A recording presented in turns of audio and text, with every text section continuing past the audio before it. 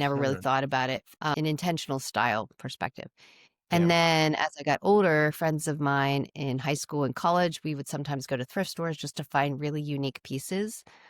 And then the more I've been doing this in the last few years, the more I've recognized that I really don't need to buy anything new.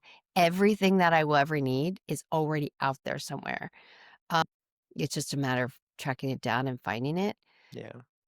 I do sometimes shop with certain things in mind, like if I know I need a white collared shirt or something, that's my Mhm. mission. That's where I'm going to look for that thing. Yeah. Other times I'll just go and I'll kind of browse just to see what stands out to me, Mm. to find something that's super unique, maybe not necessarily in style Yeah. currently, so that I can have something that's gonna stand out and be a statement piece. Yeah. And then also, I feel like started to become known with my friends and family as the girl who can find those things. Okay. And I've taken some friends shopping, people that weren't necessarily experienced with thrift shopping. I've kind of made them converts. Yeah. Now, a couple have said they can't stop thrift shopping because when they need something for a new season or whatever, they go to Yeah. the thrift store first. Right. Makes sense. It's always the best decision, right? Yeah. Well, I mean, the cost alone is Yeah. when I see people that are, especially the influencers that are doing these hauls, and I'm thinking, I get it. They're probably getting stuff either discounted or sometimes gifted to them, but it's still Mm, like it costs somebody money to manufacture those things and produce right. them. And the people that are out there then trying to keep up with fashion changes and just buying things only to discard it the next year, like, it's a vicious cycle. Yeah, I mean, we didn't talk about those things in this episode, but that's another thing. Usually I talk, with other guests about it, and that's a lot. But where do you see the mindful, intentional style heading in the next 5 to 10 years? I think because of social media and people being able to communicate to big audiences, the conversation has definitely opened up in terms of considering secondhand options for clothing and household options. And I think I told you about my experience with meeting Phoebe Gates recently. Yeah, Phoebe Gates, for people that don't know, is the youngest daughter of Bill Gates. And this is a family that, I mean, it's no secret that they don't struggle for money. And yet she and her best friend have made it their mission most recently to develop their own platform to help people find secondhand versions of specific items.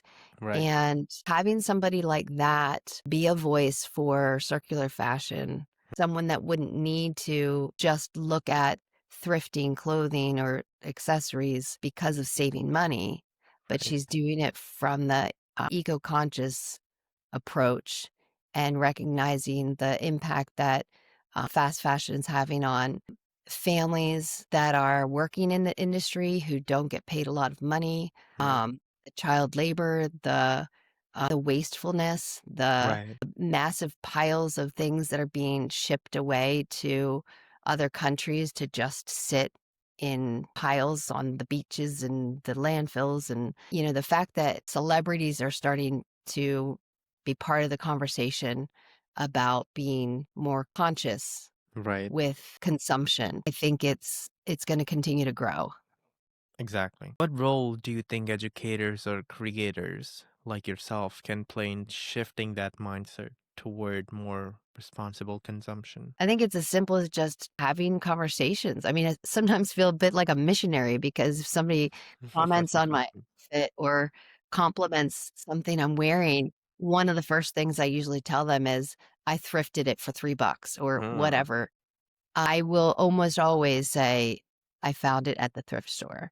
And having the ability to talk openly about, shopping differently than most of us are accustomed to, yeah, I think is important because then people start to see that it's not just going to a secondhand shop because you can't afford to go to a different store. It's about recognizing that you don't need to buy brand new things because one trip to one thrift store to see the size of the space and how much stuff is in those spaces just waiting to be rescued, because Mm, that's like the last step before they go to the landfill. If they don't get picked up at the thrift store, they get thrown away. And yeah. yeah, I think it can be as simple as just a conversation and an open dialogue about shopping and consumption and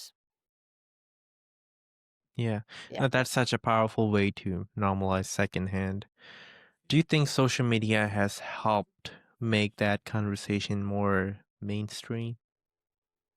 Like, Absolutely, and that's a great word, normalizing it. It is, think, starting to become more normalized, yeah. um, but we still have a ways to go, especially when we've got the other people sort of maybe not intentionally, but they're kind of their campaign is working against our campaign when they're like, "Look at my Shein haul, my Temu haul, my Amazon clothing haul." Like, those are all people that are actively growing the problem. Yeah.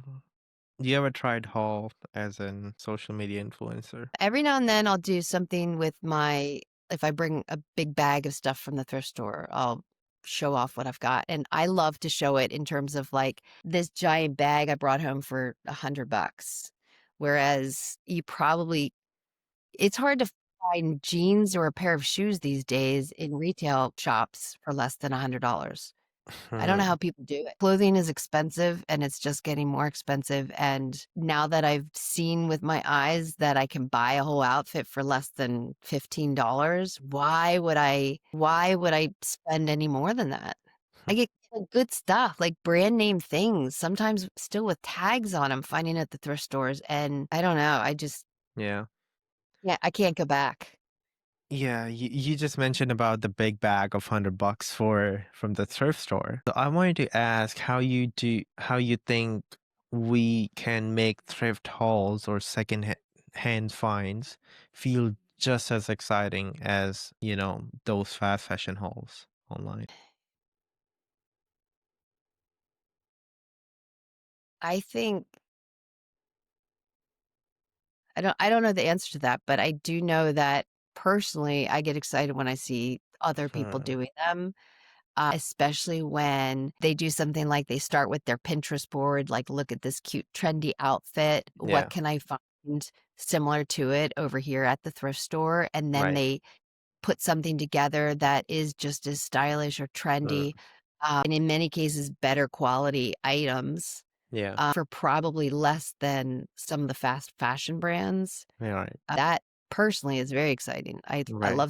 I love doing it. I love the challenge of it. If somebody said to me, "I want this outfit," I'll be like, "Give me an hour, I'll be back." And I'll go find a few pieces that would fit into that aesthetic, and Right.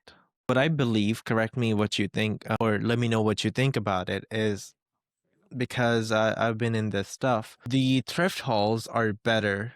First of all, if you prioritize your financial condition, definitely gonna save you tons and tons and tons of money, like a big bag for $100. If you compare that to a pair of jeans from fast fashion, which not gonna last you long, and you're paying for that for 150, that simply eliminate that. Second of all, the thrift store, you're getting the stuff which already been used. Nobody reproduce it, and you just buy that. And especially, I believe the thrifted jeans are more better than buying a new one.